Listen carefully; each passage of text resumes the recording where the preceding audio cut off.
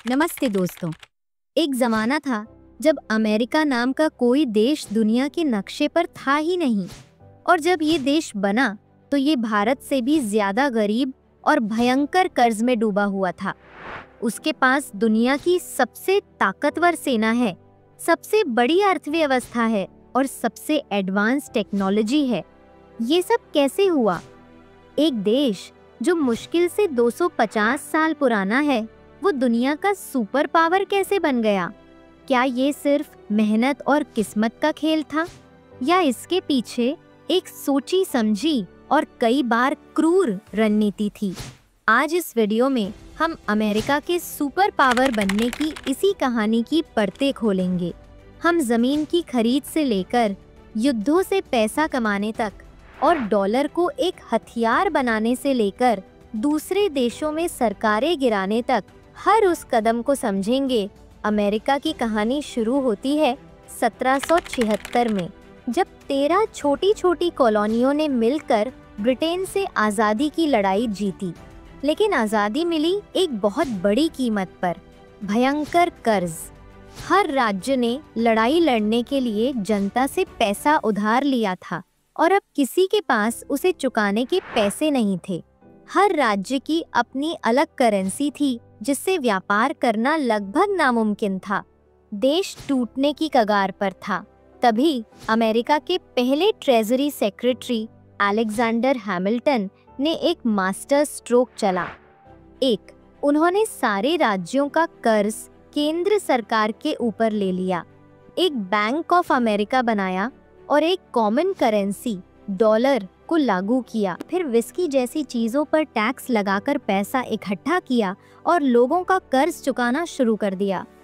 इस एक कदम ने दुनिया को एक संदेश दिया, ये नया देश अपना कर्ज चुकाता है, ये भरोसे के लायक है।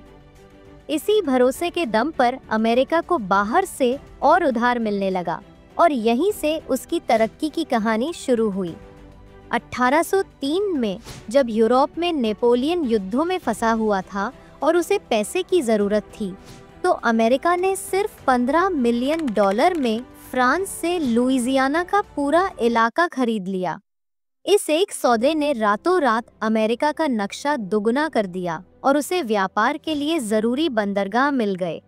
19वीं सदी के मध्य में जब गृह युद्ध के बाद देश के उत्तर और दक्षिण में बंटने का खतरा था, तो सरकार ने पूरे देश में रेल और सड़कों का जाल बिछाना शुरू कर दिया। इससे न सिर्फ देश एक हुआ, बल्कि व्यापार और उद्योग के लिए एक नई क्रांति आ गई। लेकिन ये सब करने के लिए अमेरिका के पास न तो मजदूर थे और न ही इंजीनियर।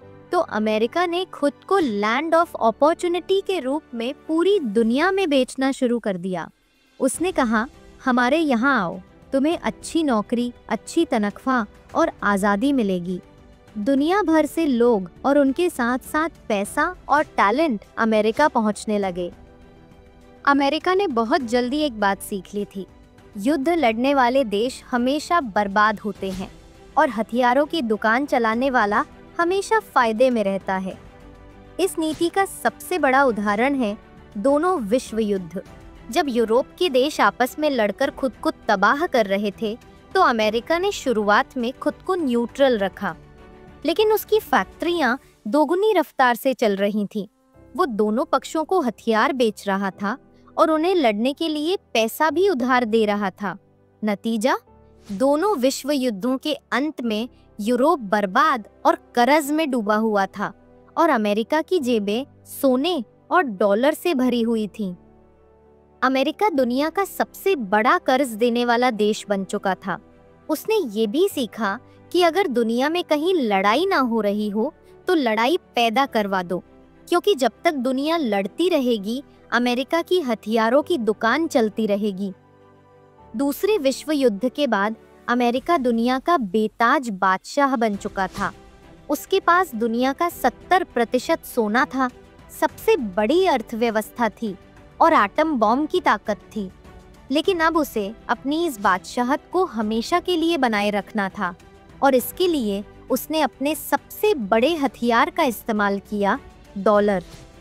1944 में ब्रेटन वुड्स समझौते के तहत अमेरिका ने दुनिया के देशों से कहा, तुम सब बर्बाद हो चुके हो, तुम्हारी करेंसी पर किसी को भरोसा नहीं है, मेरे पास सोना है, तो तुम सब डॉलर में व्यापार करो। अमेरिका ने हमेशा अपने देश के हित को सबसे ऊपर रखा। उसने दुनिया को लोकतंत्र और आजादी का सपना बेचा, लेकिन साथ ही उसने अपनी ताकत को बनाए रखने के लिए हर तरह के हथकंडे अपनाए, चाहे वो दूसरे देशों में अपनी पसंद की सरकारें बनाना हो या सोशल मीडिया और टेक्नोलॉजी का इस्तेमाल करके लोगों की सोच को कंट्रोल करना हो। आज भी अमेरिका वही खेल खेल रहा है, लेकिन अब दुनिया बदल रही है। चीन, भारत और रूस जैसी नई ताकतें उसके एक छत्र राज को चुनौती दे रही हैं। क्या अमेरिका अपनी सुपर पावर की कुर्सी बचा पाएगा, या 21वीं सदी में दुनिया को एक नया सुपर पावर मिलेगा? ये आने वाला वक्त ही बताएगा। आपको क्या लगता है, क्या अमेरिका के सुपर पावर बनने का तरीका सही था? अपनी राय कमेंट्स में जरूर बताइएगा। धन्यवाद। जय हिंद।